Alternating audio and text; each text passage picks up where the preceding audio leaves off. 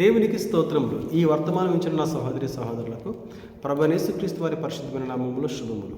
ఈ సాయంకాల ఆశీర్వాద ప్రార్థనకు మిమ్మల్ని ప్రేమతో ఆహ్వానిస్తూ ఉన్నాము. ఈరోజు వాక్యాంశము గుంటలో పడ్డ గుడ్డివాడు.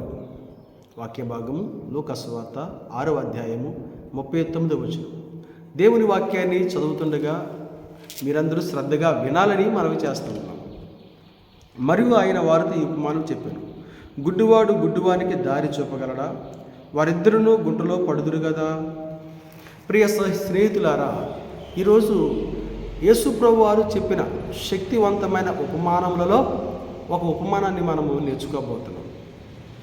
ఇది శారీరకమైన గుడ్డితనమే కాదు, కానీ ఆత్మీయమైన గుడ్డితనం గురించి యేసు ప్రభు వారు చెప్పాడు అని మనం అర్థం చేసుకోవాలి. శారీరకంగా ఒక గుడ్డివాడు, కళ్ళలేనివాడు ఇంకో వ్యక్తికి ఎలా దారి చూపించగలడు, ఎలా నడిపిస్తాడు? కనుక ఆత్మీయంగా కూడా ఇది నిజం. ఆత్మీయత లేని వాడు లేదా ఆత్మీయ స్థితిలో గుడ్డివాడు ఇంకొక వ్యక్తిని ఎన్నడూ నడిపించలేడు. ఒకవేళ నడిపించడానికి ప్రయత్నం చేసినా వారిద్దరూ కూడా గుంటలో పడతారు. ఆత్మీయ గుడ్డితనం ఏంటి? పాపము, అసూయ, ద్వేషము, కలహము, మత్సరము, శారీరకమైన ఆశలు, కోరికలు, ధనాపేక్ష, ఇహలోక సంబంధమైన ఆకర్షణీయమైన వాటి మీద మనసు పెట్టడము, ఇవే ఆత్మీయ గుడ్డితనం. ఇలాంటి వారు మేము సరైన వాళ్ళము అని అనుకుంటారు. వారి లోపాలను వారు గమనించరు.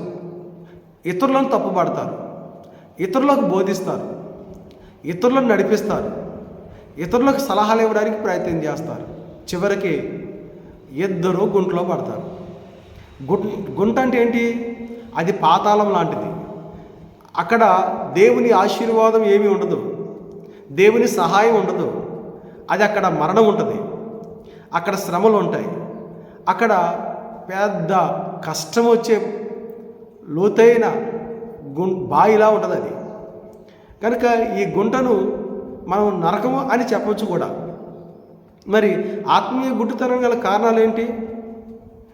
జెఫన్యా గ్రంథము 1వ అధ్యాయం 17వ వచనం చెబుతుంది, నీ పాపమే నీ ఆత్మీయ జీవితానికి గుడ్డితనం. మరియు 2వ కొరింథీ రాసిన పత్రిక 4వ అధ్యాయం 4వ వచనము ప్రకారము నీ అవిశ్వాసమే నీ ఆత్మీయ జీవితానికి గుడ్డితనం.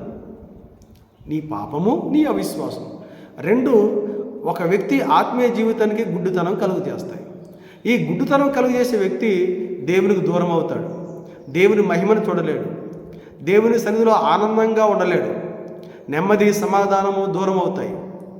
దేవుడే దూరం అవుతాడు కనుక ఈ లోకములో అన్నీ కూడా దూరం అవుతాయి. దేవుని మహిమ, దేవుని శక్తి, దేవుని ప్రేమ, దేవుని ఆప్యాయత, దేవుని కృప, దేవుని శాశ్వతమైన ప్రేమ అన్నిటికీ దూరం చేసేది ఆత్మీయ గుడ్డితనం. ప్రియ సహోదరి సహోదరుడా, ఒకవేళ నువ్వు ఇహలోక సంబంధమైన ఆశల మీద మనసు పెట్టుకుని గుడ్డితనంగా ఉన్నావేమో. నీవు గుడ్డితనంగా ఉండు ఎదుటి వ్యక్తికి సలహాలు ఇస్తూ ఇతరులను నడిపించడానికి ప్రయత్నం చేస్తున్నావేమో. ఇద్దరు గుంటలో పడతారు. గుంట అంటే నరకం. అది గుంట అంటే పాపము, శాపము. అందులో వేదనలు, శ్రమలు, దుఃఖము తప్ప సంతోషం ఉండదు. కనుక కీర్తన గ్రంథము 146వ అధ్యాయంలో దావీదు భక్తుడు ప్రార్థన చేస్తున్నాడు ఇలాగ, ఆత్మీయ కన్నులను తెరిపించేది యెహోవా, పైకి లేవనెత్తేది యెహోవా, నీతిమంతులు ప్రేమించేది యెహోవా. నీ గుడ్డితనం పోగొట్టేది కూడా యెహోవాయే, నేను లేవనెత్తేది కూడా యెహోవాయే.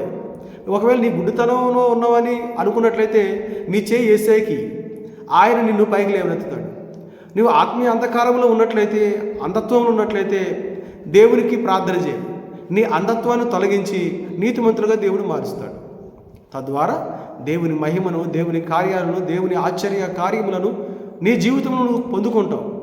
లేని ఎడల నీవు అంధత్వంలో ఉన్నావు కనుక నీవు నీ కుటుంబాన్ని నడపలేవు, నీ బంధువులను నడపలేవు, నీ యొక్క స్నేహితులను ముందుకి నడపలేవు.